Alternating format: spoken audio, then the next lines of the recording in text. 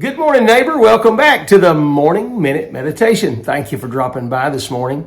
When your name comes up in conversation, are you known as being a person of exemplary character and a person who is not just one of character, but a person that can be confided in without the chance that what has been told you will leak out somewhere along the way? The Bible said in the book of Ephesians, chapter 4, verse 29, that we're to let no corrupt communication proceed out of our mouth, but that which is good. Well, good for what? Good to the use of edifying or building up, that it may minister grace unto the hearers. I know that there's this business of, you could telephone or telegraph or tell a woman, someone said. Worse than that is tell a preacher.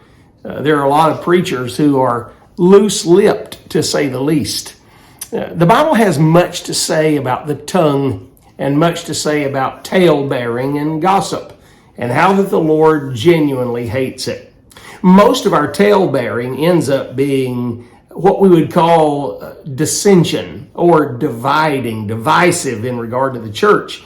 And the Bible speaks very harsh words regarding those who are dividers of the body of Christ and of the brethren.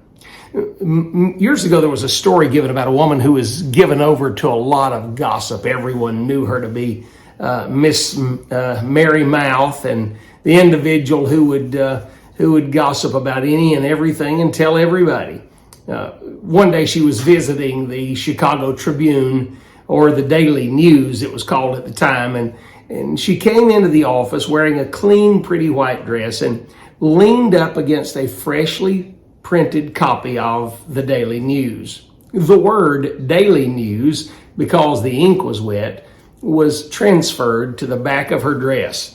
As she began to walk down the road, she noticed that people were snickering, and when she got to her husband, she said, "Is there anything on my back that doesn't belong there?" He looked at her back and saw that backwards, but still the words, it read, Daily News, to which her husband said, "No, dear, there's nothing on your back that doesn't belong there."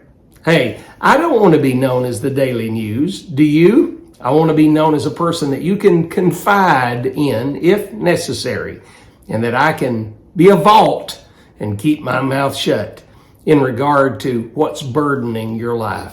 Hey, think about all of that today. Have a great day, friend.